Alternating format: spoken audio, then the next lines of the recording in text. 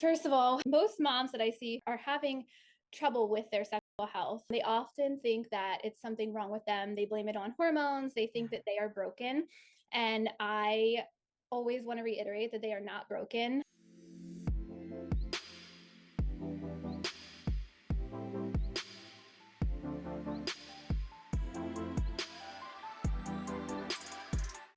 Hello, everyone. Today I'm here with Dawn Moore. She's a triple board certified advanced nurse practitioner specializing in mental health and women's health, a sex educator, midwife, and mom of four. Welcome, Dawn. Thank you. We're so happy to have you with us today. I want to start out by asking you, what's your 30-second origin story? So, how did you find your way into working with moms on sexual health, and when did you realize this is my specialty? So I started out being a birth worker. I wanted to be a midwife, wanted to attend birth, thought it was the greatest thing ever.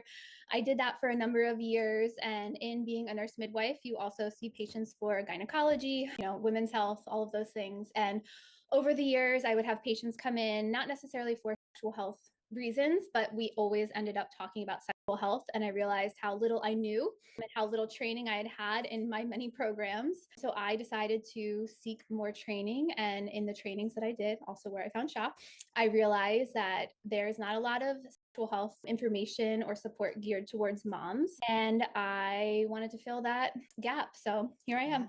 Yes, amazing. It's so needed in this space. All right, now I want to know, what's one trend that's happening in women's sexual health that genuinely excites you? Oh, there's a lot, actually. I will say, starting off, sex in midlife. Like, I remember very specifically when I would have patients when I first started out, really over 40, which I'm laughing because I'm in my 40s now and that seems so young to me. But over 40, when they would come in with and have any sort of sexual health issue, I felt like I knew nothing. And now I feel like I have so much to offer patients who are 40s, 50s, 60s, 70s, and the hot moment that menopause is having, but not just menopause, but like they care about their libido, their sexual health, things like that. It's not just focused on like the hot flashes and things like that. I really think that that's super exciting, and I'm not dreading going through menopause anymore because Yes. Oh, no, totally. There's so much more information now, and like you can feel better prepared. And I feel like things are always a little less scary when you're more prepared and you have more information. yes, absolutely. I always say like knowledge is power, Yeah. and it makes things feel a lot less scary when you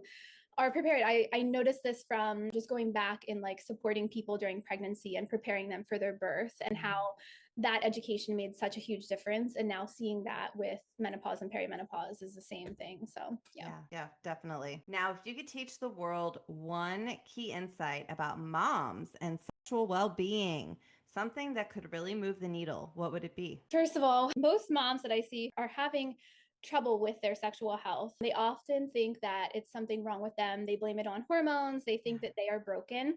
And I always want to reiterate that they are not broken. And the majority of the time, it's not hormones. It's not something wrong with their body. It often has to do with just their life. Like they've taken on a lot. They're caring for others. They may or not have good support from their partner, and that can make a huge difference. So most of the time, it's not their bodies. They're not broken. It's not the hormones. And it is fixable, or figure outable is a word that I use with my kids that I often use with moms too. It's something that if you're struggling, there is help. There are people who know what they're doing and who can help you. It's not a lost cause. Just because you have kids doesn't mean your sex life has to go down the drain or it's non-existent anymore. Even if it's been years since you've had, a good sex life, like it's never too late to seek out help and get your sex life back in order.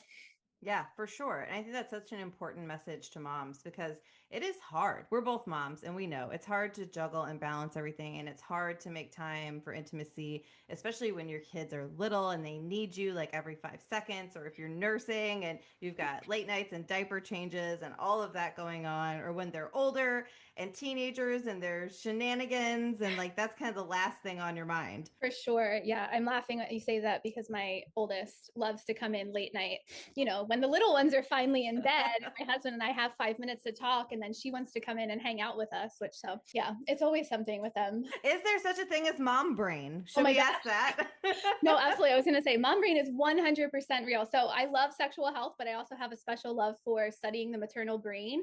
There is a whole nother like niche out there of like neuroscientists who study moms during pregnancy, during birth, postpartum, and then in the years that follow. And the maternal brain is actually fascinating. So you actually go through during pregnancy and a little bit postpartum, you go through like a pruning process of like specific pathways. And it's almost like it's getting you ready. You become a mom and you do things that you never knew you were capable of, the multitasking that you're capable of doing. And it's because of that pruning that goes on. So yes, Wow. mom brain is very, very, very real. That is so interesting. I didn't know that they did any studies on that, and that's Oh my gosh. fascinating. Yes, love it. I've done a few trainings on the maternal brain specifically.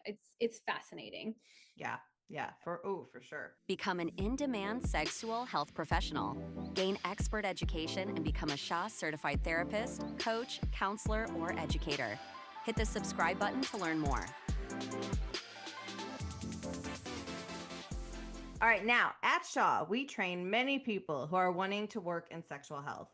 What's the most important thing professionals need to know about working with moms? So it's important when working with moms to, one, not assume anything about them, about their relationship, about their partnership, about the support that they have. Two, super important that they understand. Moms, they do feel a lot of guilt and a lot of shame.